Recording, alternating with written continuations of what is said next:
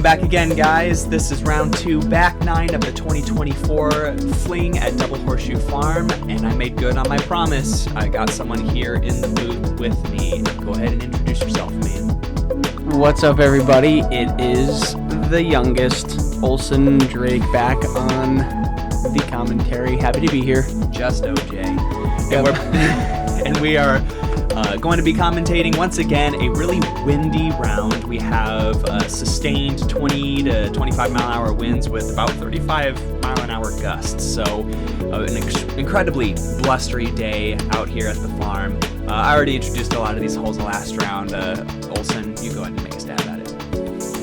Hole 1 here, 323 feet, part 3. Plays a little bit more than that because it's uphill. And into a headwind. Yeah. You are just trying to chunk it out here as hard as you can with your furthest flying disc that has stability. So, it's as simple as that.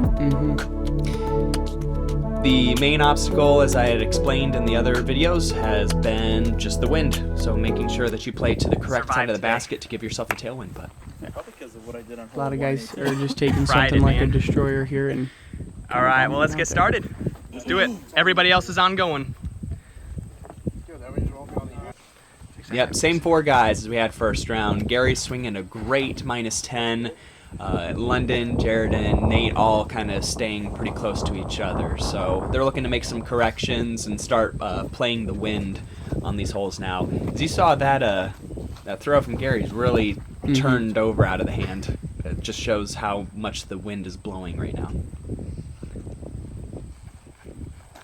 I think the worst thing I can do right now is throw it. Nice. A really straight shot, and London's probably 60-ish feet short. Yep, I think he made a play off of watching Jared go and didn't want to turn something over like I think That was a really good turn, a lot of people had trouble with that headwind. As you saw, Nate has been Times are up throwing there. that into some headwinds, and that turned over for him. See if Jared can correct off of all of those guys. Wow, that just sails, and it keeps going right. So 30 feet short, Gary. this one definitely played tough. I don't think any birdies were had on this second round. And yeah, that just goes to show you want to play the top of the disc toward the wind. So Gary leaning on a forehand chipper, the top of the flight plate would go down, or would be facing the wind. London playing a little bit of a roll of the dice with the backhand approach. I like seeing the forehand flick approach shots. That's your bread and butter for sure. Yeah, More confident in the wind. I feel like it's a good play when you don't have a potential roll away.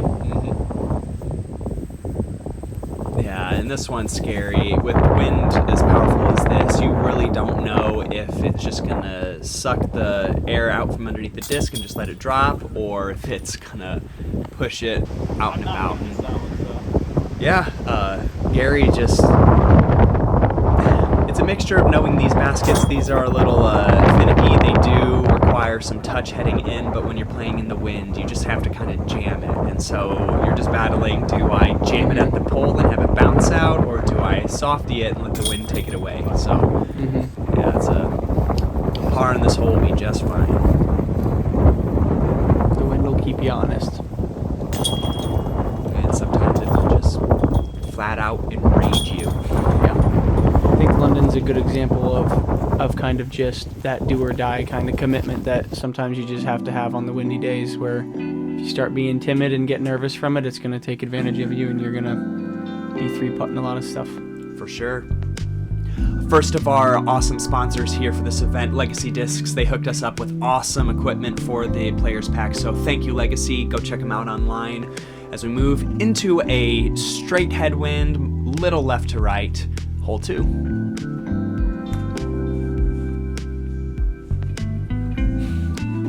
219-foot par 3, playing like a 240-footer, and as soon as you get anywhere close to the basket, the drop-off on the backside causes the wind to actually move up towards the disc. So if you're not already landing on the hillside by that time, it just lifts the disc and pushes it off the green. And throwing a zone, and it just rips out of his hand, but it literally UFOs up to the basket, and he's in the bullseye, which at this point in time isn't a guarantee either. I would have played it off, but London, I think, admitted that wasn't exactly his intention, but yeah, it did work out pretty well there. Well, But almost not a bad play, too, with the unpredictability there, the wind could... and I don't think it's any coincidence that the disc came out the same way for Nate. And yeah, so Gary puts it high, and then the wind, the left to right, just shoves it down. Yeah. Goes nowhere. Same here for Jared. I think London and Nate had a little bit faster speed discs, too, just kind of poking at it, and you can see the lower speed discs kind of just dropped out of the sky there. Yeah, good play there. We can see it is harvest season around this time too, so big thanks to the Weirs, the wonderful family who lets me utilize the property. They are out and about in the fields harvesting while we're over here enjoying ourselves in the 30 mile an hour winds. Great birdie from Jared. I thought he was significantly short, but that worked its way up there. I wouldn't have been out here at 30 degrees, I can tell you that, with Yeah, the I wind. know. 30 degrees and the wind, yeah, that's Canceled. misery. Speaking of canceled, I think that there are going to be provisions, unless I misunderstood this, I think there are going to be provisions for pro-level events that will actually delay play for excessive winds. Now, I don't know how true that is. You guys comment below if that actually is indeed the case, but I will tell you, like, as soon as wind consistently gets over 30 miles an hour, it literally destroys competitive disc golf. Like, there's... let's say it becomes hard to watch. Like case in point. Yeah. Any other time, and Nate easily taps that in, but that just rips from his hand. Hits Unexplainably, yeah. The wind, man, it'll get you. Well, underdog, incredibly helpful. Wow, they are just helpful. For every sport that you can conceive of, Underdog has something to fit your needs, so we'll have more on them later. Hole 3, this is now a head right to left, and this is playing every bit of about 400 feet to get to this pin, so anybody that gets pin high has done something quite right with this. Or lost their disc. Or lost their disc for sure. You could be pin high and in the cornfield, and yeah, you're going to have a rough time. Yep, so all exposed. The front 9 most definitely has the most wind exposure, but we will kind of dive into the woods for the back 9. So don't go too far. If this doesn't interest you, I promise we'll have some decent wind conditions on the back 9. And London looks like he has turned that over and has about 100-foot up shot to get to the basket. Just safe there on the fringe, and still deceiving. It's You can see hard to start finding discs over there because you think you know where it's at. Most of the grass was clipped before the event this year, so a lot less grass than there was in years prior. Thankful to all the volunteers who helped that happen in the Weir family. And we'll turn over there. Good distance, but once again, just that headwind is causing all the overstapled plastic to just turn over. Now this gets up high and it gets turned over, so it should come up short of the rough on the right. Yeah, they'll all be fine.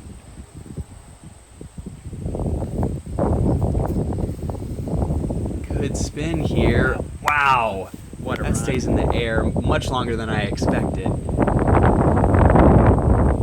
You can give this basket quite a safe run, actually. There's very little chance that the disc will get out of control. But, I mean, you never know. Mm-hmm. There's one of those somewhat tailwindish putt, and it just lifts. And Jared with his sheer head, when you see his shirt and shorts just ripping.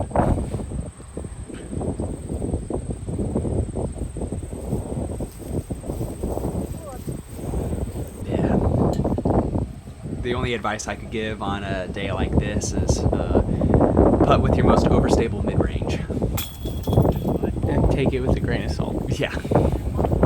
That's a great cleanup there from Gary. I'm going to, without actually clapping, applaud any putt that goes in outside of, heck, even 10 feet. We already saw Nate miss one from 5. Good putt there. As we are cleaning up the putts here, really, it's just looking at the scores. Gary just wants to keep it clean. He has the skills to keep scoring if he really wants to. But Jared, Nate, and London all in a tight race for second and third place. Great putt there from London. Good cleanup from the card on all counts.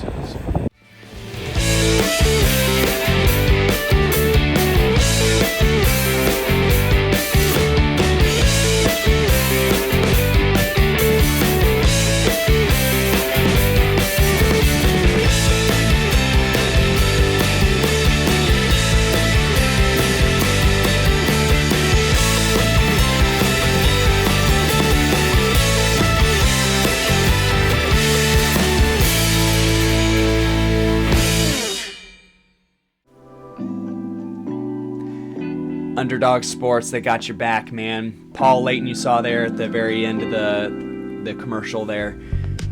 He just has a heart for sports and a heart for the kids that play it as well. So a big proponent for all sports here in the Peoria area. As we move on to hole 4, this is a right to left wind. And once again, so sad that this tree will be gone for future years. What was once a hanging basket in years prior is now a guardian of the green. Thinking of some Guardians of the Galaxy playoff.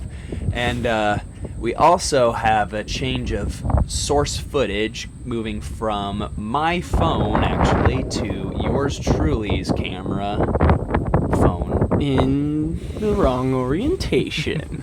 It's alright, it'll be good for the social medias. Yeah, these are going to go to the reels. But don't worry, we catch up with it once we head over to the green. But But scolds me later for holding it. it's alright. Hey, Amateur. we all gotta learn. We all gotta learn. So bear with us. There's London in the Boons there. Really, I don't think had much of an idea where the basket was, and turned out okay. Now, listen, I'm going to be honest with you here. We see a lot of disc golf happening, but not a lot of context, so that's going to be the rule of thumb here. But that's all right. Peoria Frisbee Club, working with them for the past few years. They do everything disc golf here in the Peoria area. Very happy to serve with them and to continue to serve with them in the years to come. But here we have disc golf where the drone flyover is probably longer than the footage that we have. So enjoy this flyover as we show you hole 5, one of the original holes, one of my favorites. Olson, do you have anything to say about this hole? They call this hole Old Faithful, and it was originally named after the big tree that used to be there. And another hole where a tree's gonna leave us, and that's okay, because they made their mark. And this is one of the favorites out here. I know Payton's, it's one of yours as well. Yep, really close to my heart.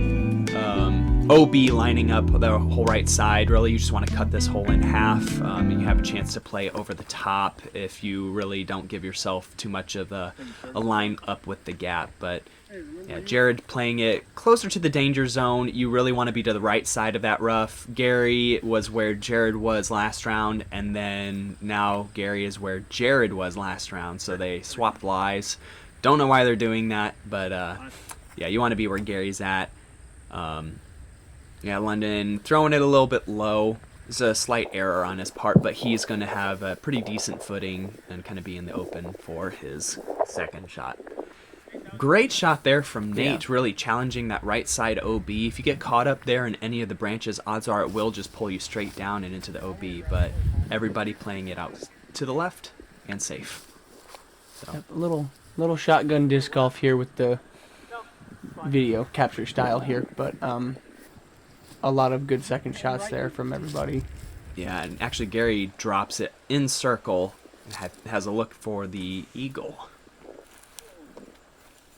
Yeah, and Breeze does make its way through here to drop the discs, and yeah, fantastic eagle on Gary's side, and we have 3 birdies to follow up too, so that hole was very well played this round, surprisingly enough. That wind can make it difficult for a lot of people. But Olsen, in case you didn't know, Simply Sign Screen Printing, you should consider them for all of your signage and screen printing needs. Yeah, okay, yeah.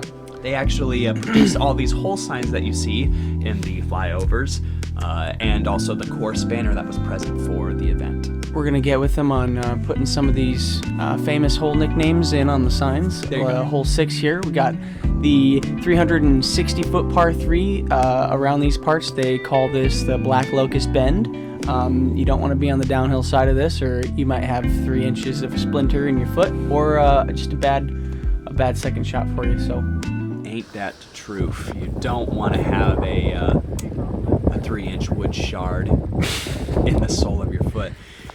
But yeah, this tailwind is ripping. Honestly, you would like to throw something that doesn't really fade at all, just flat, and let it glide, because this wind, as you see all these players, is just causing it to fade out super early. London... a little tired, I think. Yeah, really committing to it. It hooks, pulls them. I said you don't want to be downhill on this. It's not, I mean, mostly because of the thorn thing, but having a little bit more of an uphill putt is not a bad thing on this hole. Yeah. Yes, sir. Please. That was a great recovery from London. Yeah, it looks like everybody just getting pars here. Not one of the hardest holes, but it can definitely challenge players to get the bird. Thanks to Zach Parcell and Power Grip. They have a brick and mortar store in Bloomington, but a big online presence, so go check out all of their wares online where you can, and then we'll turn back to headwind for hole 7. Another beautiful hole. Yep, so there's a lot of space in any direction, to be honest, but a lot of players with the forehand will prefer that, swing it out really wide left and let it hook up at the base of this tree. The most controlled, I would say, on the back side of the flight. It just kind of hits the hillside and stays. The backhand has the opportunity to get out of control, and it looks like Gary does go with the forehand. It's a little high, if I'm not mistaken. That's not a good way to stop. Jared, little low, and it ends up fading out short. He's going to have a headwind putt. It's actually more acceptable to kind of be deep so that you have the tailwind putt. I think we can confirm that the forehand is the preferred shot off the tee, as all 4 guys proceeded to do that. So Certainly. it is a good option. Yep. Everybody. And the wind, I think, favored that throw as well. But Yes, certainly. you may have seen some different shot shapes in a calmer day, but And I will do a quick self-supporting shout out here. If you guys are interested in getting involved and supporting either the channel or just supporting disc golf in general, we're always looking for sponsors for, like, for example, the event or just for coverage in general. So reach out to me, message me on Facebook, get my email, talk to me. Would love to have you be a partner of the channel. hole 8 here, 640-foot bomb, or as the locals call it, the crossroad crush, because if you pass the crossroad, you crushed it. Certainly. Don't want to be past the left road, though, because that would be OB. Certainly. The gravel road here is about the 400-foot mark, which leaves, once again, if you do the simple maths, a 240-foot upshot. Both of these are in tailwind, so you can throw a super understable driver as hard as you can. Odds are you're not going to be able to turn it over in this wind. I think Gary is ripping on a very understable octane, which will And just go forever. Crushed it. Yeah, and I could easily see him being very close to the grass line that marks the far pasture, and that means it's a over 500 foot crush. And Jared turns it over into the tree. Nate, a little safe, puts it up high. London also overturns it. Yeah. Just got a little ambitious there. I think that was just the wrong disc choice from London. Yeah, if you do get on Anheuser, the wind will just kind of, it is a minor right to left, kind of rest on the top of the flight plate and hold it over. So, but having good vantage point, he'll have to rip about a 400-foot shot to get to the basket. Yeah, and Bad plant step, I think, there from Nate. Yep. Just kind of tripped up. I do admit that those grass clippings do act as a small hazard, which will be mitigated in future years. But everyone just kind of pitching up. And it's scaring the basket there. Oh, Gary doing the same. I think he flirted with the chains on that one, I think. You can't hear it in the wind, but... Everyone having some putting woes here. Oh, the rest of the Gary. card loved this from Gary, but Yeah. they were silent about it. Well, I would say some of these guys not really taking advantage of the lapse and score there. Is this a 7? Sorry, no, it's a 6 from Gary. Double bogue. Yeah, he's definitely kicking himself, wanting to birdie that for sure. And London also getting the bogey too. But hey guys, this is our event, my event. I have the opportunity of directing this will now be 4 years. I have the 5th one already planned for October 4th, 2025. Check it out, get registered. Would love to see you guys there. We're going to be seeing a very similar course to this one. And finishing the front 9 is another one returning from last year. Got another name for one of these? Or Yeah, something? they call this one Triple P. It's quite a technical shot. Triple P is placement, pure, or pitch out. Not a whole lot of elaboration needed. You'll see all sorts of shots and adaptation here on this hole. So there's a drop zone right on the corner there of the trees, and a mando as well. So. Yep. This hole bends more than 90 degrees, and that was a little short there from Nate, so he's going to have to be really crafty on a second shot. But in the grand scheme of things, yeah, it's just throw something out in the open about 280 feet away, and then find a gap to get up to the basket. I have heard a few people call this the dog leg doozy instead, but Triple P seems to be a little more popular.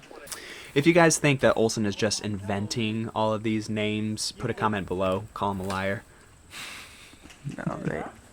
No, I didn't get these from nowhere.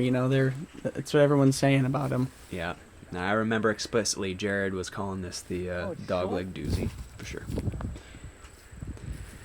Yeah, everyone at least making it through the gap. That was a great shot. If you, yeah, I think that was really good. it was a good one. I was there.